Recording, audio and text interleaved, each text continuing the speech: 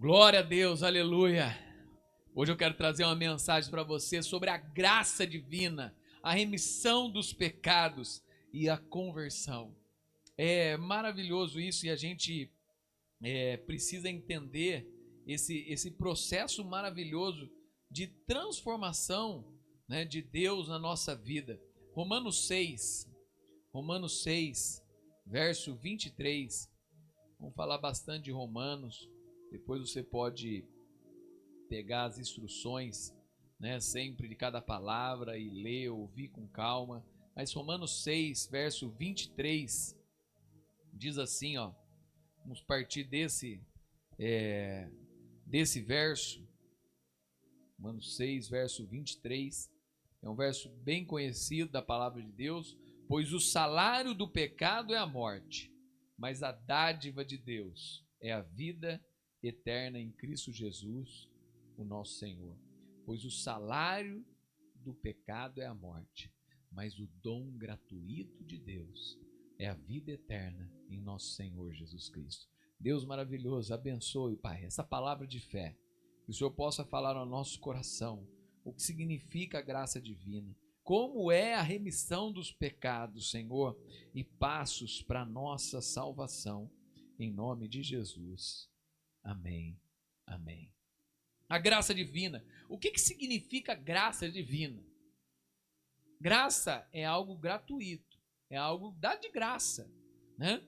A graça divina é um favor imerecido, né? Um favor, uma mercê. Por isso, com relação a Deus, significa um favor imerecido de Deus para com o homem. Olha um pouquinho para frente aí, ó, Romanos 11:6. Romanos 11:6, ó. Olha o que fala a palavra de Deus. E se a escolha se dá pela graça de Deus, então não se baseia nas obras deles, pois neste caso a graça deixaria de ser o que verdadeiramente é, ou seja, gratuita e imerecida, né? É algo que Deus dá para mim, de graça, sem nada em troca. Eu não preciso fazer nada para que Jesus me dê essa graça. Ele me dá por livre escolha dele, sem eu merecer, gratuita e imerecida. Ela é a fonte de todos os dons de Deus, como a salvação, a força, a santidade, a glória eterna. Ela é a fonte para as nossas vidas, essa graça maravilhosa. Qual é a atitude de Deus tem para, por exemplo, com um homem caído? Falando de remissão de pecados, qual é a atitude que Deus tem, né, com relação ao homem caído? Deus, ao mesmo tempo que odeia o pecado, ama o homem caído com a compaixão do Pai.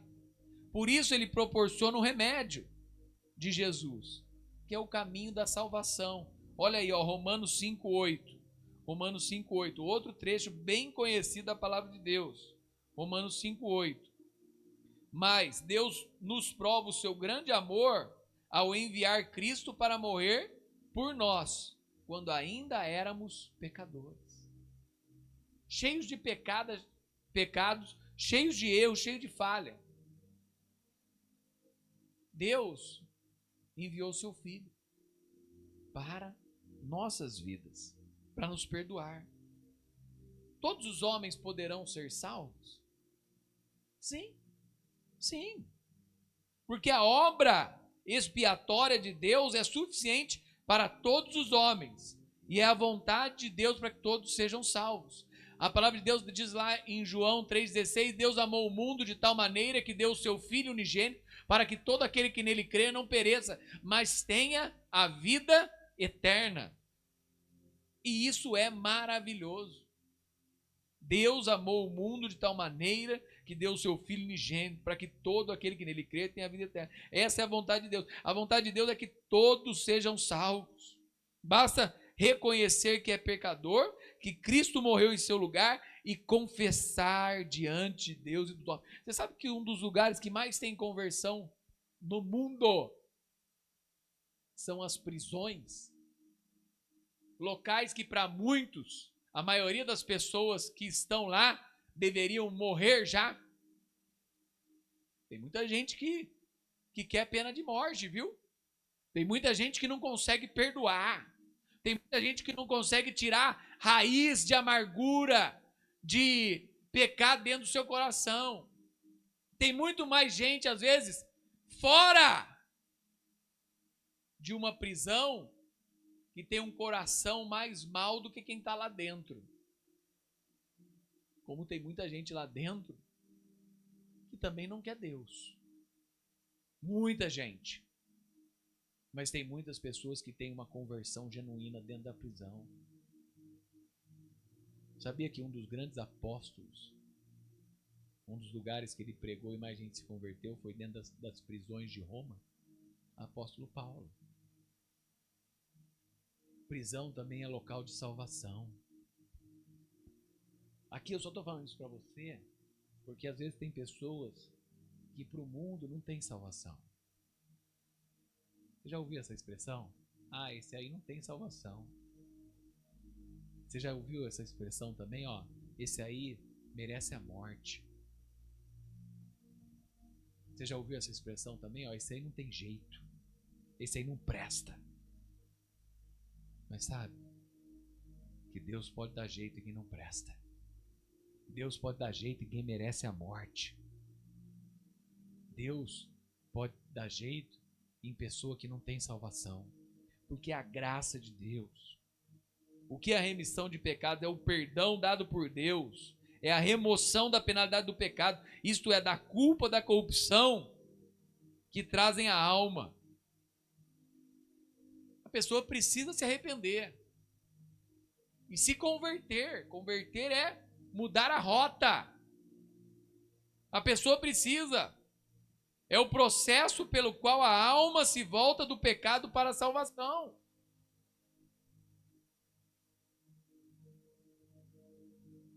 A conversão descreve a parte humana na regeneração. Quando você encontra com Cristo e aceita Cristo, você é adotado, regenerado e justificado.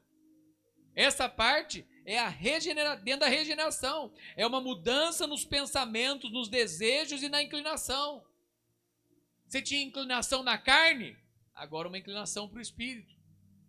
Você tinha desejos carnais, agora os seus desejos são pensamentos do céu.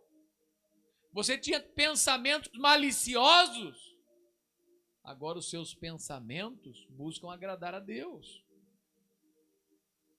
O que é uma fé salvadora? É uma confiança do coração em Deus e na sua promessa de salvação. A minha fé é salvadora quando eu confio na salvação que vem de Jesus para a minha vida. É Jesus quem vai me salvar.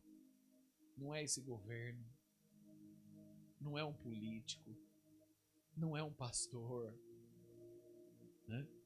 Não é um amigo, não é minha mãe nem meu pai, né? Não sou minha mãe nem meu pai. É o Senhor Jesus. Ele é quem vai me salvar. Como pode um pecador se aproximar de Deus, ser salvo? O homem, ele está morto nos seus pecados e delitos. Se ele não se entregar o seu coração para Deus, ele vai para um lugar de morte, morte eterna. Sabe? É o Espírito de Deus que o convence de que ele é pecador e que está perdido. O Espírito Santo é quem nos convence do pecado, da justiça e do juízo, diz a sua palavra. É Ele. João 16:8. Arrependimento é uma completa e sincera mudança de mente com respeito ao pecado. Mudança que implica em reconhecimento da culpa e separação voluntária do pecado. Eu reconheço que eu sou culpado e eu quero agora viver longe do pecado. E daí eu me converto, eu mudo a rota. Na verdade aqui, ó, eu mudo a rota em direção à cruz.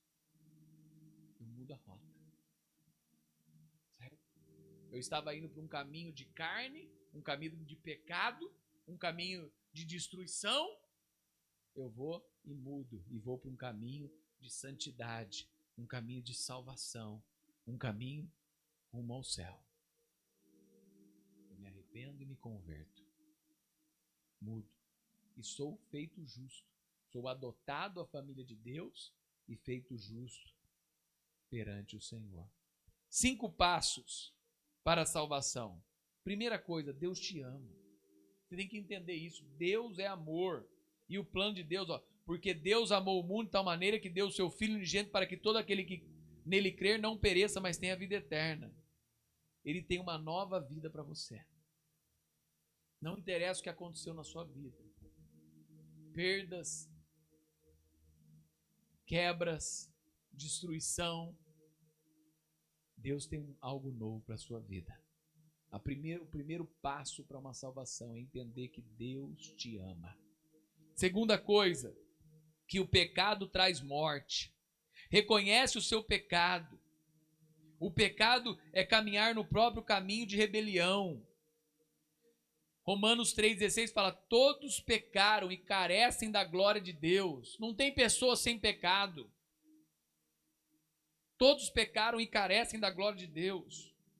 Como pecadores, nós precisamos nos esforçar para encontrar essa salvação em Cristo Jesus. Primeiro passo, Deus te ama. Segundo, o pecado traz morte. Terceiro, Jesus morreu por você. Jesus morreu por você, meu querido, minha querida. Jesus morreu por você. Reconheça que Jesus Cristo morreu e ressuscitou pelos nossos pecados. Ele morreu por nós. Mas Deus prova o seu próprio amor para conosco pelo fato de Cristo ter morrido por nós, sendo nós ainda pecadores.